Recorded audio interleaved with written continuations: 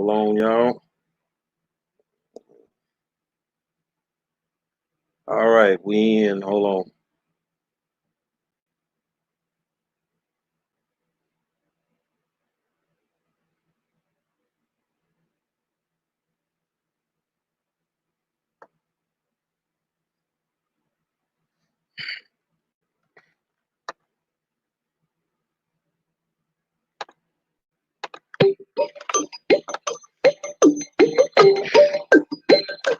Say without a shadow of a doubt, it's your man's. I'm back to 5-star general. Y'all know what time it is. We getting ready to go in the war zone. Y'all ready? Get a seatbelt. I got my co-host in the building, Elfonte Patton, Dr. Candace Matthews, and y'all already know what it is, man.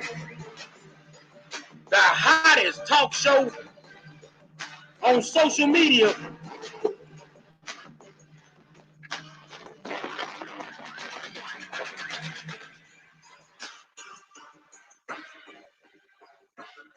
I want to say top of the evening to all of y'all. And let's make sure we got Elfonte back. He fell off, but we got him back in the building. Mm-hmm. So hold on a second. Elfonte, take your cue, my friend. All right. So it's another beautiful day in America.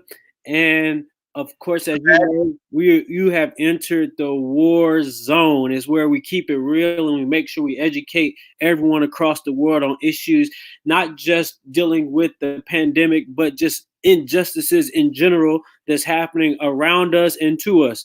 So for tonight's show, I'm not going to start with the questions. I'm going to pass the questions over to Mr. Monroe, and I'm going to let Mr. Monroe start this show off the right way because he has a little bit more in-depth information that he can put out there about this current issue that we're having in one of our school districts. So, Monroe, without further ado, I'm going to pass it back to you.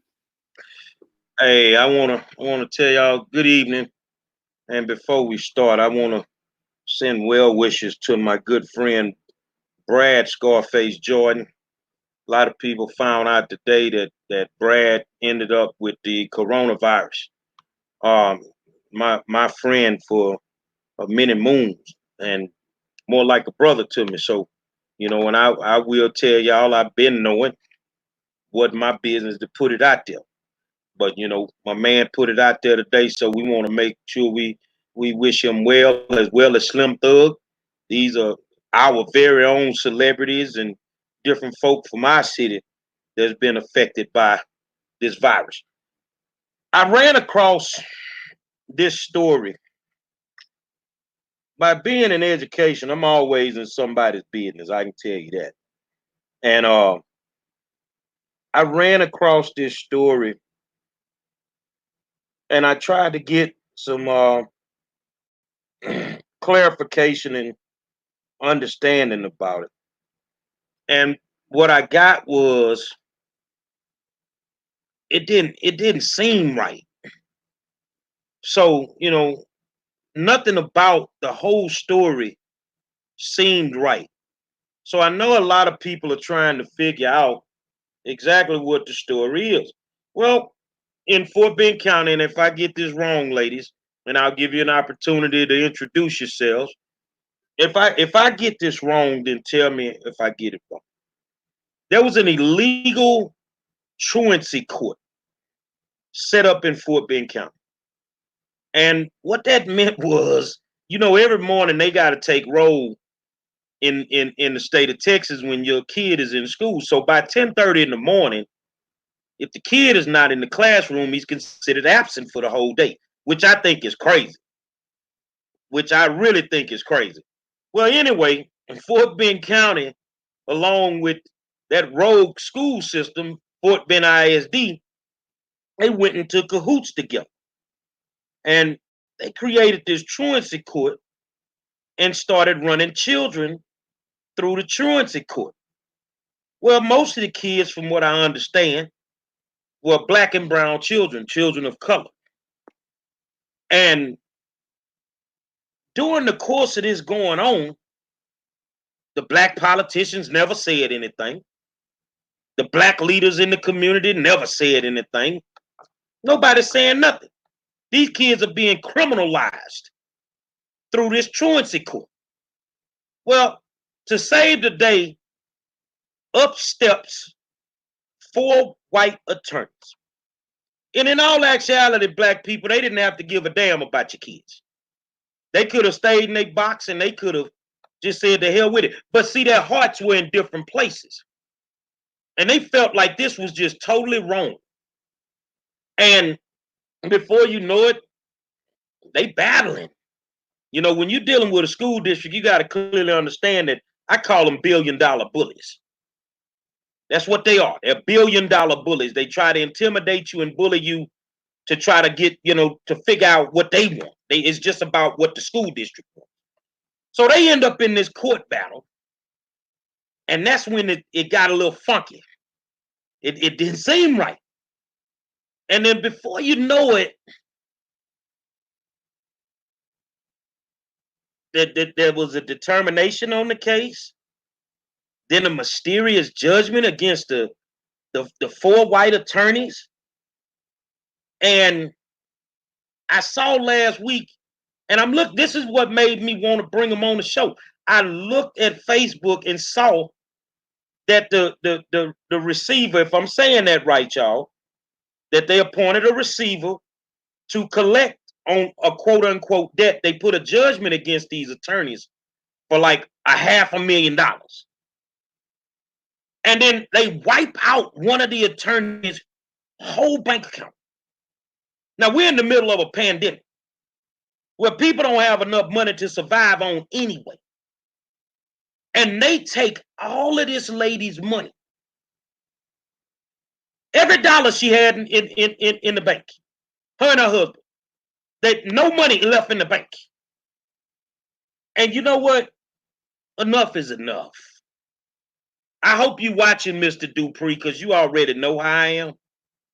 I won't sleep until you go. But the shameful part to me is all these people want to take credit for that truancy court not being in Fort Bend County anymore. And I've given the opportunity for people to come on the show. Can't find you right now. But these brave ladies were 2 of the attorneys. And could y'all introduce yourself, please? I hope you're watching, Mr. Dupree, because you already the shameful part. I'm Carole Anhalt. I was one of the community attorneys on the case.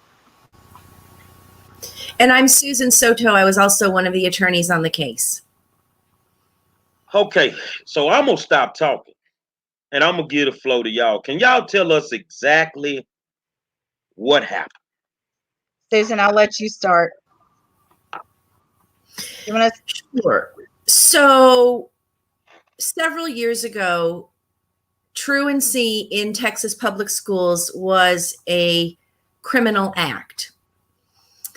And a long time ago, truancy cases used to run through what we called the JP courts.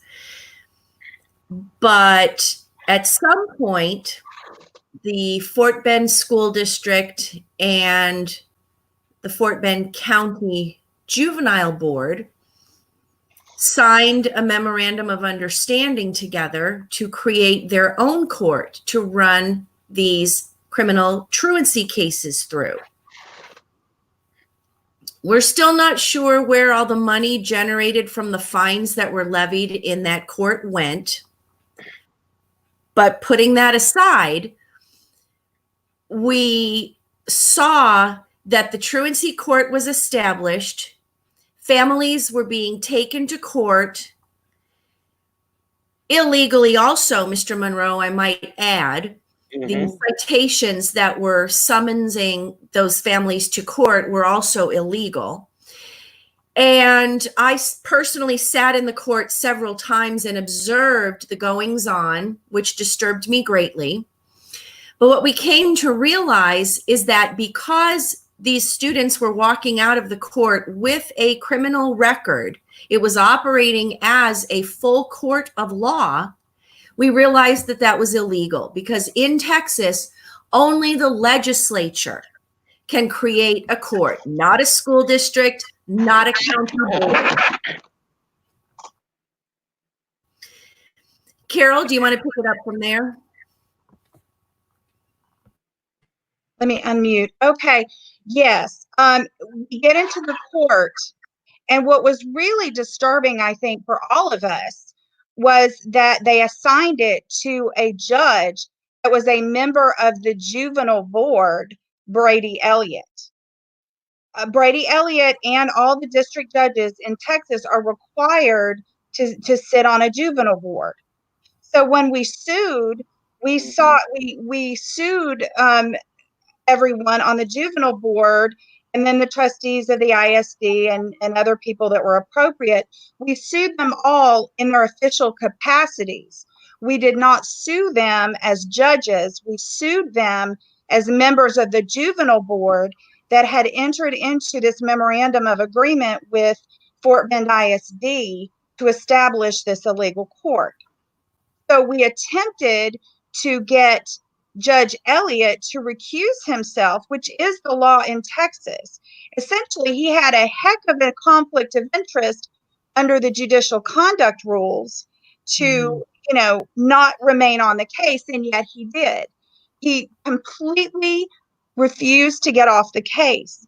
And the scary part is the administrative judges that were involved refused to make him get off the case. So that's even more disturbing to me. So, Susan, do you want to pick up from there? Sure. So we never were able to reach the merits of the case in the courtroom because the defendant judge dismissed our lawsuit before we were ever able to argue the facts of the case and explain why this lawsuit was valid. What happened is the defendants in the case, both the county and the juvenile board and the school district, argued that our lawsuit was no longer valid because in the meantime, truancy was decriminalized in Texas. It was now a civil offense, not a criminal offense. So they said that our whole lawsuit was frivolous and unnecessary. Our argument was that no, it's not frivolous and unnecessary because what we sued over was the creation of this court outside of any of those governmental entities' authority. That still concerns me to this day. We wanted what we call in the legal world prospective relief. We wanted a ruling from the judge saying, yes, a school district is not authorized to create a court and you can't do it again. A county is not authorized to create a court and you can't do it again. So you can see that the lawsuit was still a valid lawsuit.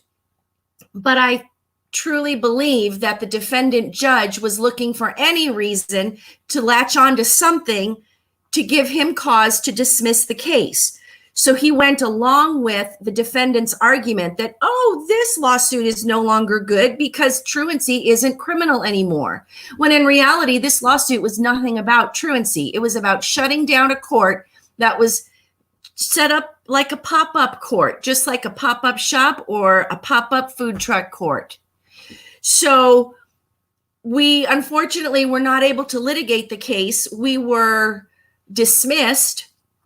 And in the order dismissing the case, the defendant judge levied hundreds of thousands of dollars of not only sanctions on us for filing what he then was calling a frivolous lawsuit, but he charged the defendant's attorney's fees back to us, not the plaintiffs in the case, which is what the law says in Texas, but to the 4 attorneys representing the plaintiffs who, I might add, were representing them free of charge, pro bono.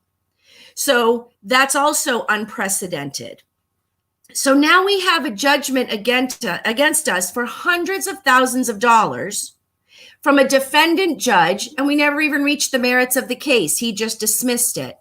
We appealed it to the Court of Appeals, and strangely enough, the Court of Appeals upheld that lower court's decision.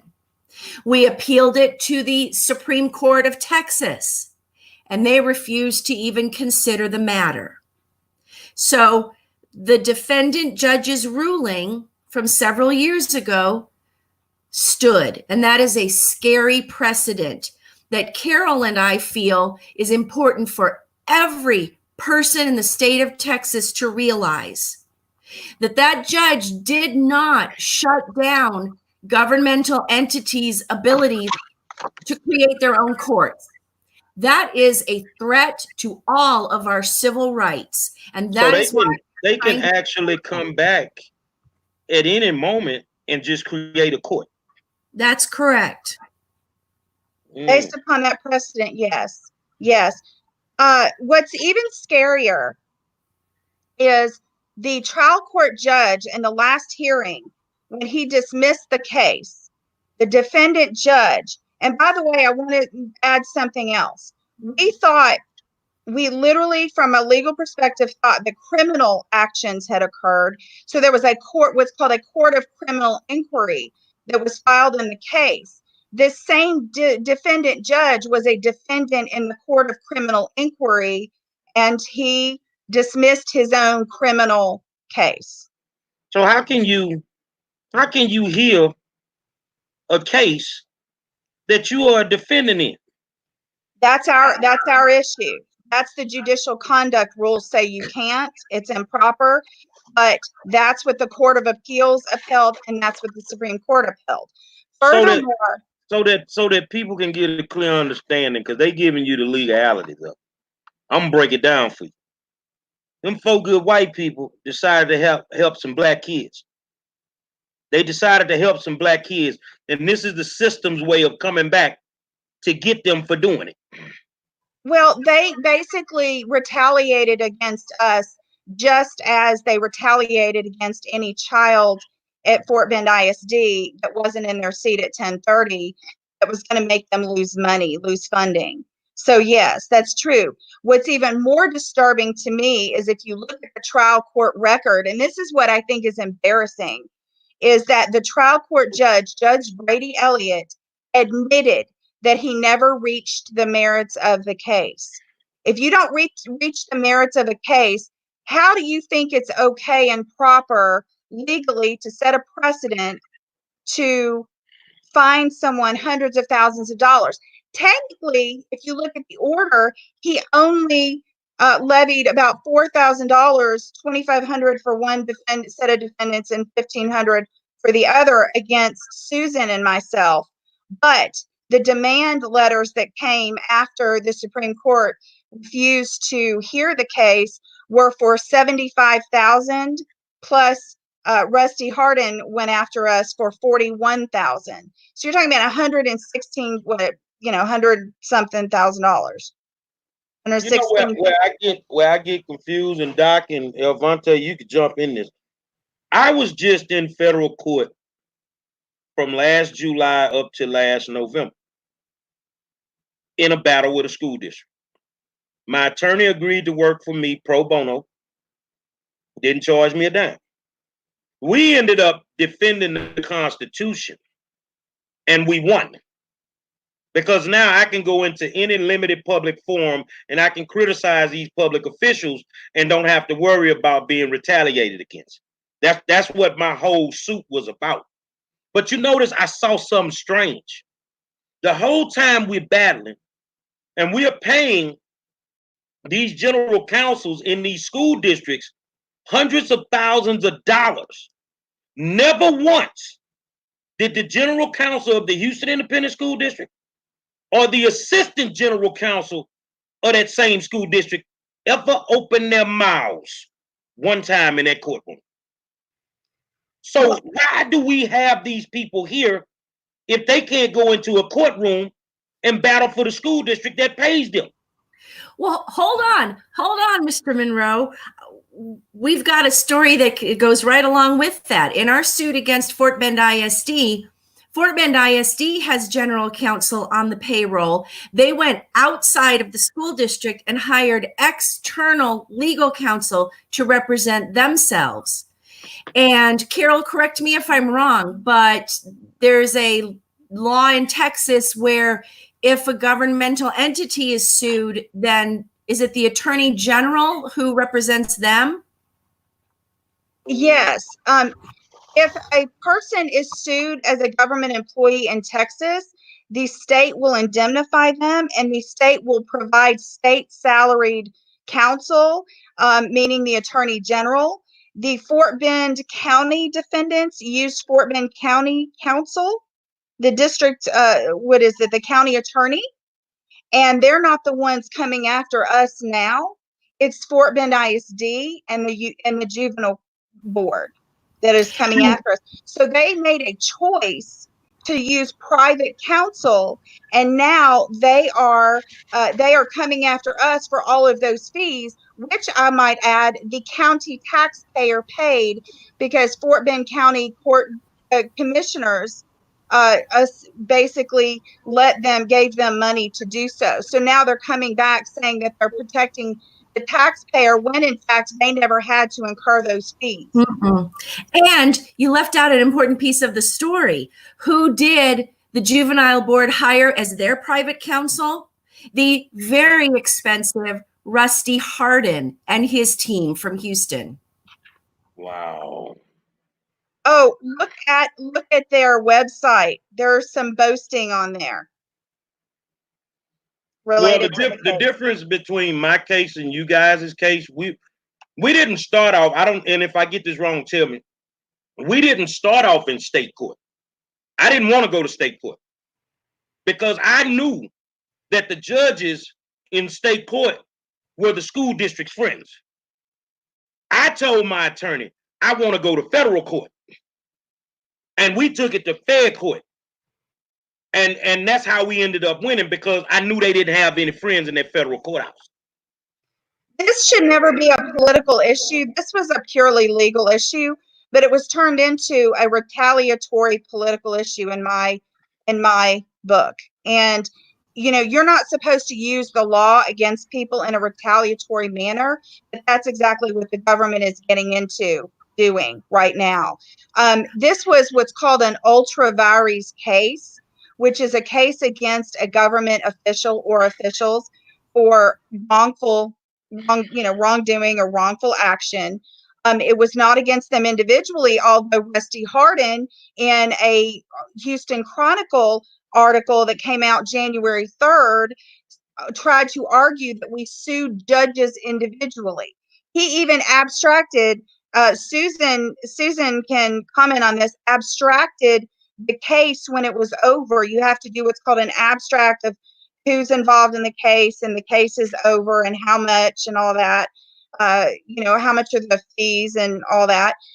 He even abstracted it as if we had sued them individually. And that makes sense because they filed what's called a SLAP action. Susan probably knows more about that than me, but that would be more appropriate if you sued someone individually. What they were trying to say is that we were suing these quote unquote individual judges to basically violate their constitutional rights of speech. That's how I understand the SLAP law that they, at the last minute, at the 12th hour, filed against us, and that's how they ended up with all these fees and all these, this huge award against us. Dr. Matthews? Well, it appears to me that y'all done messed up the church's money. That's what happened.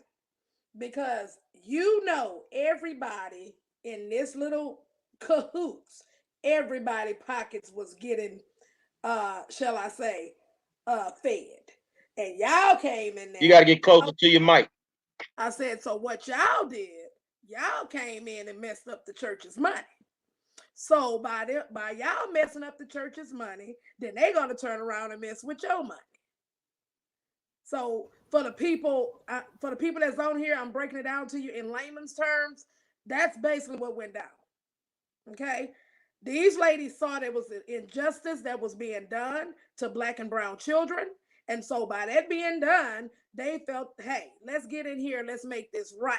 But not knowing that you got all of these people that's circulating this money all the way around from Fort Bend all the way to Houston and whoever else. And by you guys coming in and putting a light on their behind, like you put a light on the roach in the kitchen, okay?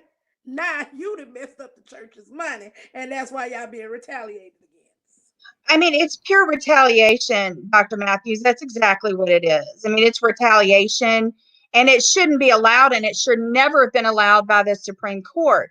And what's disturbing is Judge Elliott, Judge Elliott has now retired. So now the Texas State Judicial Commission for Judicial Conduct will not even listen to any kinds of complaint against his refusing to recuse himself. So we were left with this bad precedent.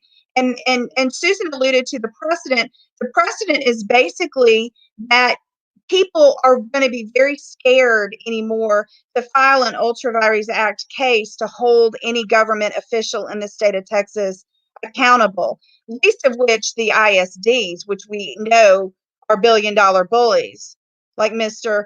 Monroe said. So, I mean, that's very disturbing to me. We are a free country, but apparently not in Texas. If you cannot hold your government accountable, that is terrifying.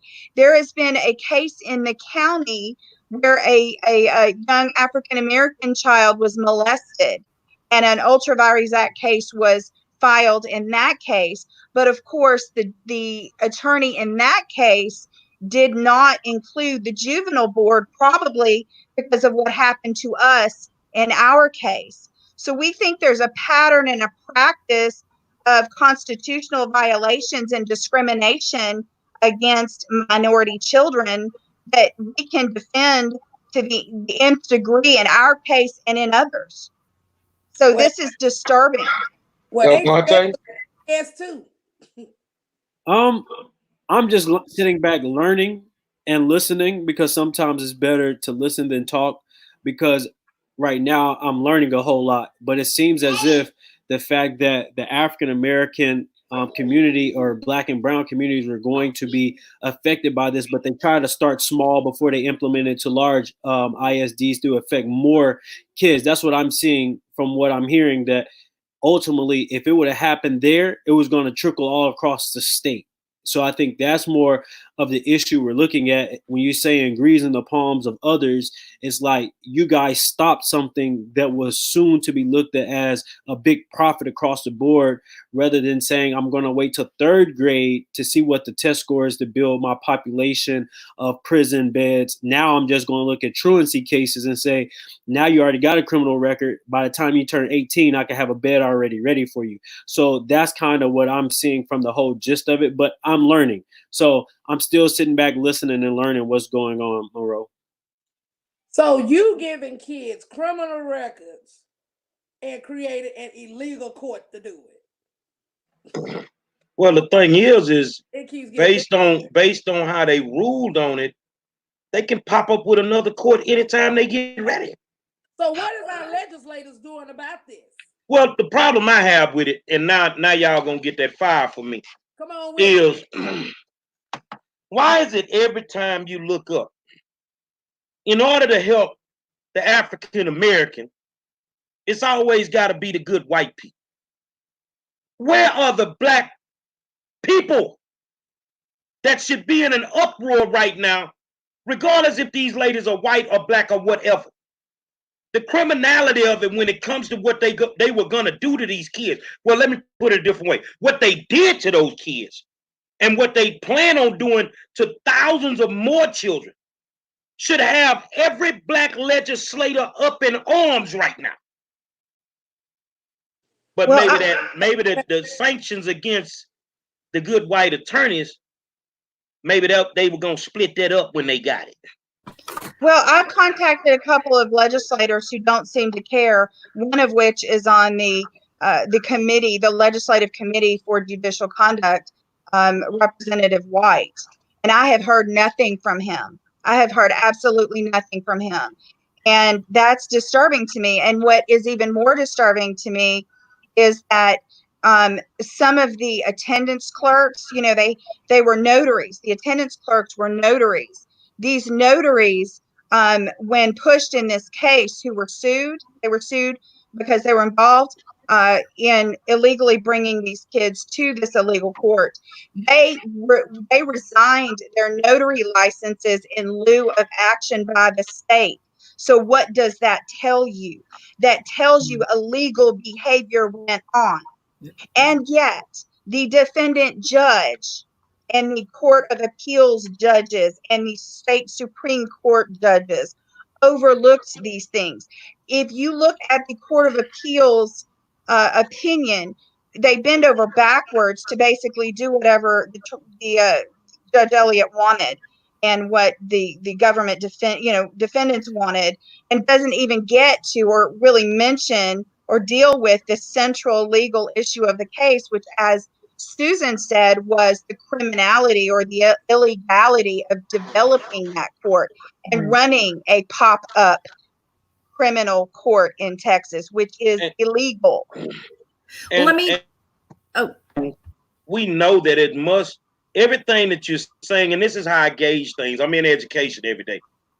What these ladies are saying has to be true, because otherwise, why has it been suppressed?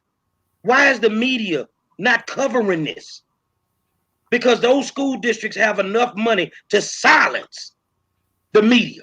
We know that happened. Let me fast forward to 2020. In January of this year, there was a hearing in the same courtroom, but with a different judge now. As Carole mentioned, Judge Elliott retired, and now Judge O'Neill Williams is on the bench. Judge O'Neill Williams is an African-American man, and I understand that he's a Democrat. The judgment sat for a couple of years with no action while we were appealing to the Court of Appeals and the Supreme Court. But in late 2019, Fort Bend ISD decided to cash in on their part of the judgment.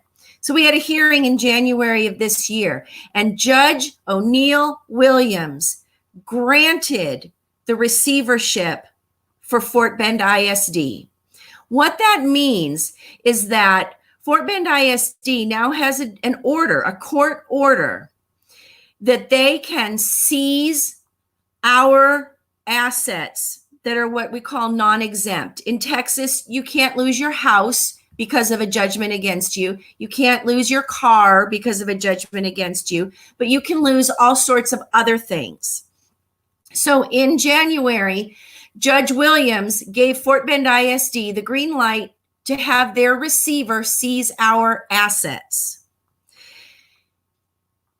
Then we come to what you mentioned earlier, Mr. Monroe. Last week, I noticed on Thursday, the 19th, that money from one of my accounts at Wells Fargo Bank was gone.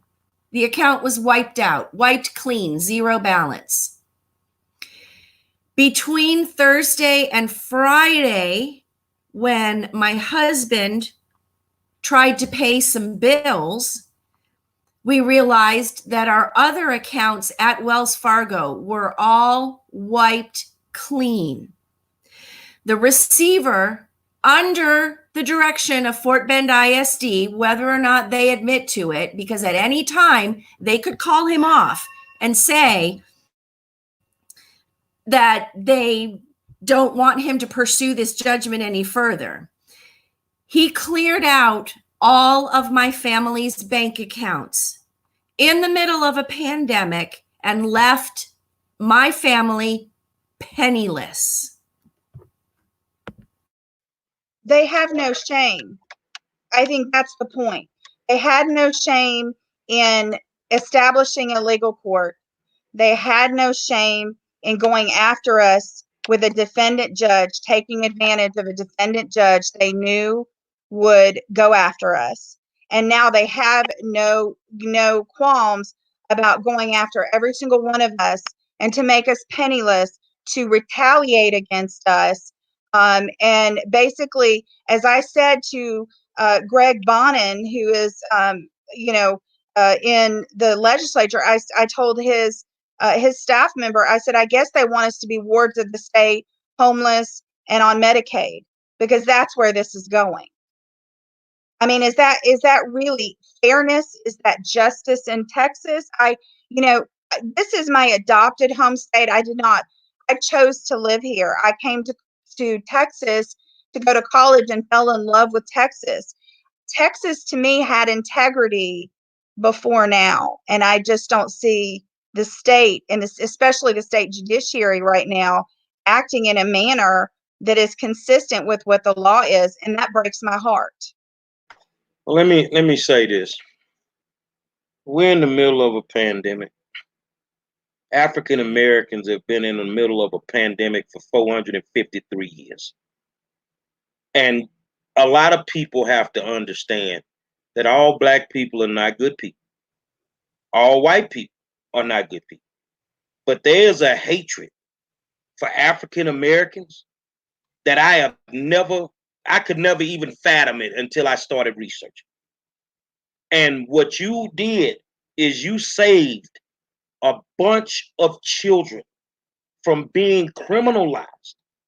They were setting them up. They actually, in front of everybody's face, they built their own school to prison pipeline in your face, and that's what it was.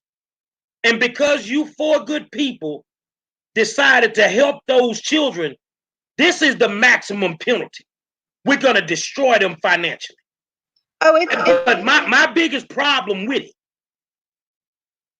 how in the hell could you take that money from that lady right now? How could you take her money right now, Dr. Candace? Well, let's just look at this for what it is, okay? Now, Texas made a deal with private prisons, right, to fill those beds. And if you do not fill those beds, then Texas have to owe money to the private prisons, right? So by you guys coming in, disrupting that school to prison pipeline and disrupting people's pockets, they turn around and did the ultimate level of pettiness, which is digging your pockets. So how did we eventually, was it through legislation that we got rid of the truancy court? Was it politicians that stepped up? What happened with that?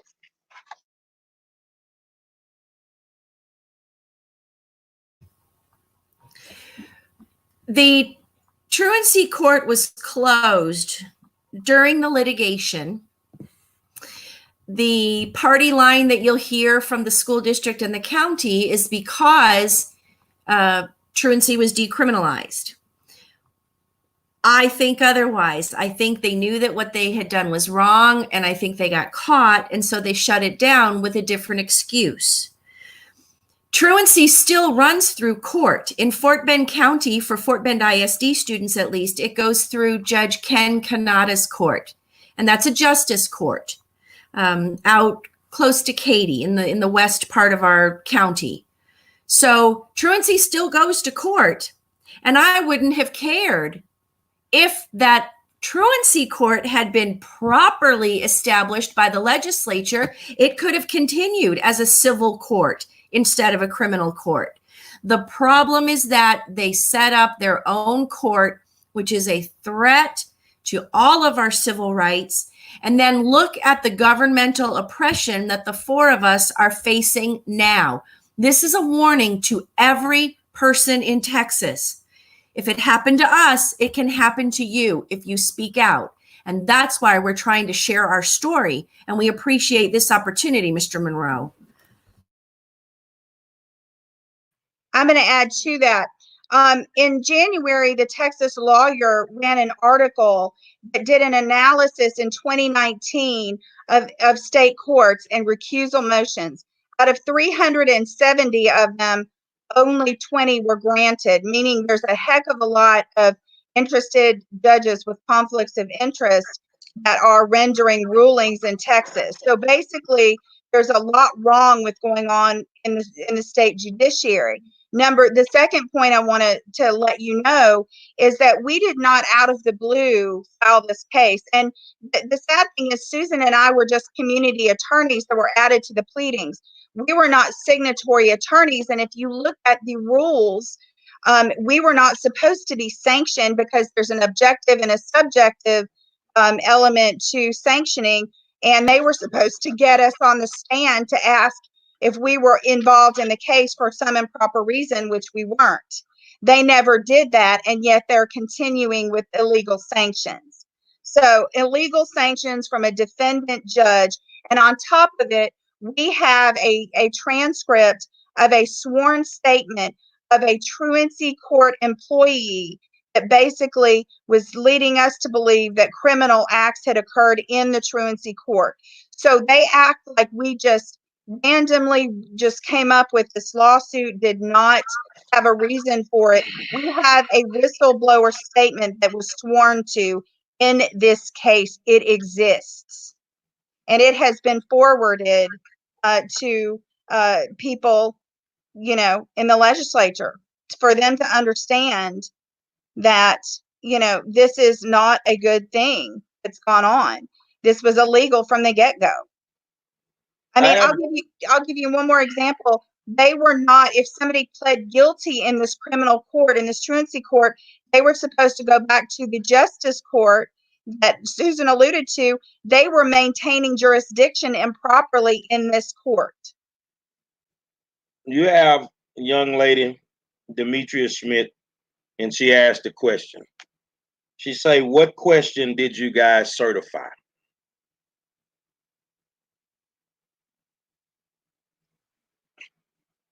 Susan, you want to take that one?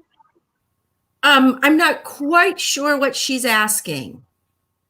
You certify in federal court. We were in state court, I think, is what she's talking about.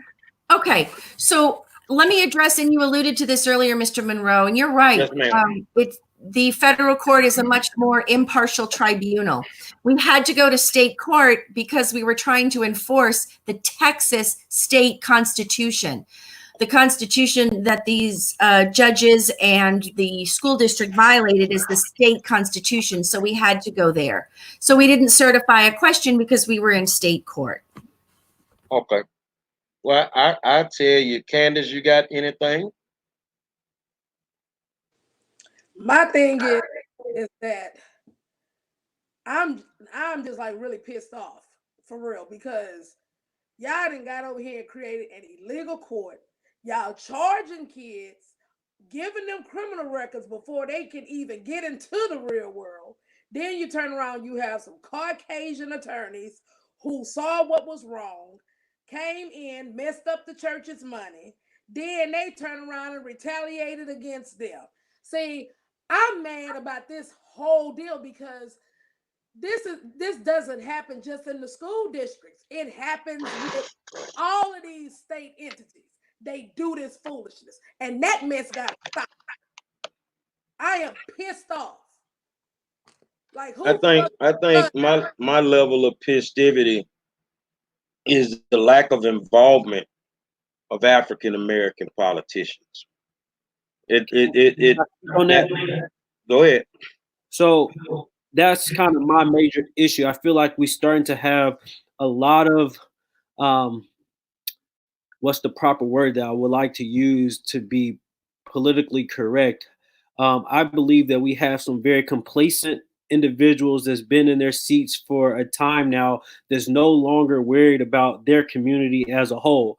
Because as Martin Luther King people always state an injustice anywhere is an injustice everywhere, right? And I feel like now it's a big injustice to Black and brown communities that we run on daily when we're out here campaigning and talking about how we want to make sure that our communities get exactly what they need. But I feel like in the same breath of that, our elected officials are taking monies from the private prisons, and now they can't speak up because they will be hurting themselves just as much as they are hurting our community. And I want people to understand that elections do matter. and go look at these finance reports. Go see where these people, these politicians are actually getting their money from, especially if they're getting them from private prisons or wherever they're getting their money from, is letting you know why they're choosing to be muzzled and not speak. That's why I believe that it's time for a change of guard, because right now a lot of our politicians' hands are tied. They can't say anything and they won't fight for what's right because they laid in bed with the enemy. And now the enemy has them caught up. And we all know this. Monroe, you know this better than anybody. You will go research anybody's financial report and see that I would say 90% of our elected officials that's African American have taken money from private prisons. Point blank, period. And I would even speak to some that we love. We so dearly love and say they've been in our communities giving turkeys and everything for Thanksgiving. They took money from private prisons. I can show you right now that one of our most beloved elected officials, they're champions of education, but don't put any policy in place to stop this from happening. That's the issues that I'm currently having. So for you guys to go out here and fight on one side of the fence and not have backup from the other side of the fence is the issue to me, because as you can continuously hear, they keep saying that the legislator must do something. Our state reps must create a policy to stop this, but it's not being done. So they're continually suffering for our community because we don't want to step up and create policies to stop what's happening to us. So that's kind of my take on it. And that's everything that I gathered from this conversation. Well, go ahead. I live in Missouri City. And in January, I sent letters to my, who happens to be African American state representative, asking for help. And I sent a letter to my state senator, who also happens to be African American, asking for help. I never heard from either one of those gentlemen. I also in January sent a letter to the Texas headquarters of the ACLU, which happens to be in Houston, and I never heard a word back from them either. So you are right. Our legislators are not backing us up. Well, here's my question. Who is your state rep? I want to know. I answered that for her. Senate District 13. Let her answer. Oh, okay, I'll let her answer. Go. Yeah, let me get my pen together. See, because what we do is we hold elected officials accountable. There you go. But all day. In January, I sent letters under my signature to State Representative Ron Reynolds and State Senator Boris Miles. And okay, I have now let me help you right there. Ron Reynolds, you're watching this video right now. My brother, we need to have a conversation. Senator Miles, you may not be watching, but we need to have a conversation. This don't fly with me. Not me either. Can I add one thing? The disturbing thing for me was, in addition to everything we've talked about, and y'all talked about the school to prison pipeline, we actually identified one child who actually was a Hispanic child. I think she was 16 or 17. She was actually jailed in the adult jail in Fort Bend County, and then she couldn't pay her fine, so they kept her in. They basically created a debtor jail situation, kept her in. I can give you the link to the article on this. She actually stayed in jail so long that to basically pay for her fines, that they pushed her out of school over this. So any narrative from Fort Bend ISD that they were just doing this to keep kids in school went away with that child who was forced out of school because she went to jail for truancy. She was from a very, very poor family. When was this? This was some years ago. Do you remember the exact year? Maybe 2012, 13, 14. Okay, It was before we filed this lawsuit. But you know, this truancy court was operational for a while. I don't recall the exact number of years, but it was for a while. So you cannot create a narrative that we were filing something that was frivolous when these types of things were going on. And this was really, our lawsuit was what made the legislature, at least partly, decide to decriminalize truancy. So they're going after us because I think, like you said, Dr. Matthews, they're angry. We cut off the school to prison pipeline. We cut off money. We heard a rumor, and this is just a rumor, that the court was, I think, was something like in $1 million or something to run every year. I think that was the rumor going around. I don't think we ever know how much it costs to run that court. Wow. I'm still on the thing with these elected officials then. I'm on that one because I'm also the accountability chair for the Texas Black Caucus, right? And so we actually, I created this accountability program. It's been almost a year. And they don't too much like seeing me coming because, you know, I'm not coming to play. I'm coming to hold you accountable to the job that you say that you're going to do. And so now I find it very disturbing that you've contacted 2 African American legislators and you didn't get nothing, not a response, no nothing. So there's a problem, and I'm not okay with that. And I know State Rep Ron Reynolds, and he's actually really good. Senator Boris Miles is really good. I've never had any issues with them, but we're going to have a conversation because this is a problem and it's a serious matter. Well, we've asked for a full investigation. I mean, you cannot do what you're doing to us when the trial court judge clearly in the record says we didn't reach the merits of the case. So basically what that's telling everyone, that should be telling everyone, is that we need an investigation of how this court became operational, the legality of it, because that really wasn't attended to, that, you know, they were allowed to do this. And this Roach v. Ingram precedent basically cuts off the ability of anyone, any attorney, to basically file an ultra vires case without worrying they're going to be retaliated against. So basically what the Texas Supreme Court and the Court of Appeals just did is they cut off the ability of Texas attorneys to file ultra vires cases without fear of retaliation.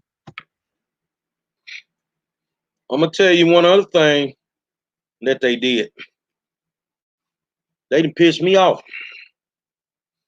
And a whole bunch of elected officials know, contrary to popular opinion, you don't want to piss me off. So I think that some of these people that are involved, you know, I need to find out if they've ever seen the Sidney Poitier movie, Guess Who's Coming to Dinner? Motherfucker, guess who coming to breakfast? I like doing protests at 3 o'clock in the fucking morning. Y'all gonna answer for this. And as far as that superintendent over that school district, I think it's time for me to put y'all business in the street too. Because FBISD ain't the only one with a bunch of suspect contracts and procurement issues.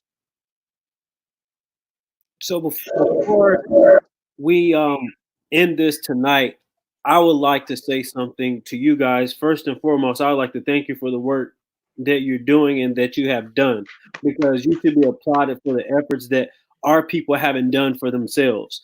But to my American people and to my people in Houston that constantly elects the same representative, we cannot love our elected officials more than we love the cure. I got that from the orange man that's on the TV. I'm going to repeat it. We cannot love our elected officials more than we love the cure. What I'm basically saying is, if there's someone out there doing the work to ensure that our people are well taken care of, you cannot hate them more than you love the people that's not doing anything for you. All right. Getting a turkey on Thanksgiving isn't going to justify you sitting back watching our kids go to jail. That's not going to continue to work, especially not on my watch. I'm surely not on Candace's watch nor Monroe's watch. Well, So no. that's kind of like my final statements to our people. Stop loving the elected official more than you love the cure. All right, Monroe, that's my final words, and I'll pass it back to you to figure out how you would like this to end. Miss Carole, any final words? Just if you guys can just call your elected officials, demand an investigation, give them the information that we've told you, how disturbing it is. And we want an investigation, and not just of our case, but just of the state judiciary in general. I mean, it's disturbing when judges with conflicts of interest, I mean, 350 cases worth can go on in one state in 1 year. And who knows, there might be other people like us out there that we don't know about the same kind of situation because the state's not doing a good job regulating themselves, their own state judiciary, and their school districts. Miss Susan?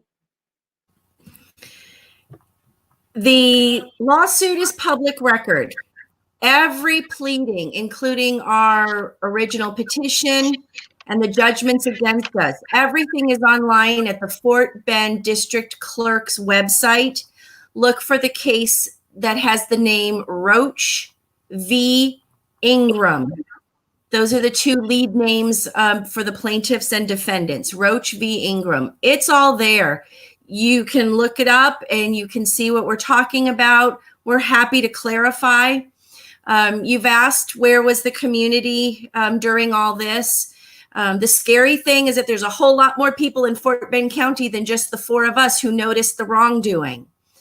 The court was set up and nobody said a peep. The court operated and nobody said a peep. It took us to speak up, and now we're being punished for speaking up, and we need the rest of the community to rally behind us. We stood up for the children in Fort Bend ISD, but we need you behind us now. Please make this go viral. We would appreciate the support. Yes, please make it go viral. No one seems to know about this. We think there's been some intimidation of media, not wanting this to be on media. So social media, like what we're doing now is how a lot of people are learning about it. This went on in 2015. It's now 2020. And we have talked to people that said, I had no idea this was going on. And like Susan said, people have noticed that this was going on, and no one had the guts to do anything until we all stood up. And we stood up because children are children. I don't care what color you are, whether you have rich parents or poor parents. Children and families in ISDs and the attorneys that try to represent them, by the way, should be treated with absolute integrity and respect. That is not what happened in this case at all. Government officials let us down. We need to hold them accountable for doing that. Dr. Candace? I am, like I said, I'm very angry about this. And this is what's going to make me push harder with holding elected officials accountable, because as Monroe knows and Elvante knows, anything that's dealing with kids and you messing over kids, I'm going to come after your neck. Okay? And this is not okay with me. It's not. And again, this is going to make me push harder to hold elected officials accountable and to stand in the gap when it comes time for election day too. You're no longer going to mess over good people and our people, and you don't do your job. That's all I got to say. Well, I'm going to close it out with this. It's always some good white people laying in the gap, helping us when our own people leave us hanging. I applaud y'all for helping those children and helping the ones that eventually didn't even have to go through this. But I tell you this here, I know they took your money. And that's something I don't like. But I got a different way of thinking. I'm always outside the box. Now just ride with me on this. They took everything you had. You ain't got shit to lose now. Time to raise a little hell. But raise a little hell with a professional hell raiser. So all you public officials out there in Fort Bend, I'm about to give your ass the business. I'm about to give you the business. Now, what you can do is you can do what you're supposed to do, which is try to help these good people. If not, and excuse my French, hopefully you ain't running in November because I'm going to fuck up your election run. I'm telling you what I'm going to do. I've done it before. I'm going to fuck up your election run. You will never be a public official again. And for all of y'all officials that think, oh, I got the muscle, I'll battle him. Bring your ass to the square. You wouldn't be the first fucking dinner I ate. I can promise you that one. Because you failed our kids. And then you punish the people that actually helped them. It's time for you to be punished. I appreciate you ladies coming on.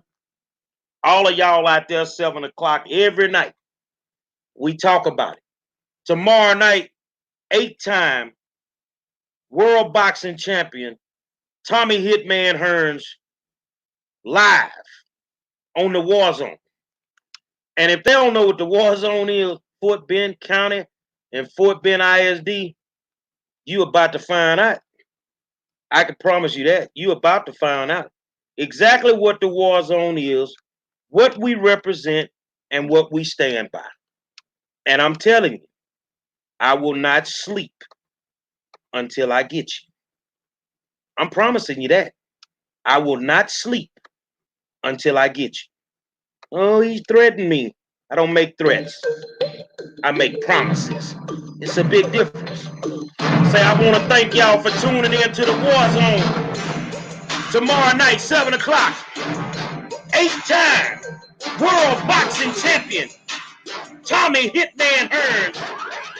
I want to say thank you to my co-host, Elvante Patton, Dr. Candace Matthews, and I'm the 5-star general. We'll holler at y'all tomorrow night, man.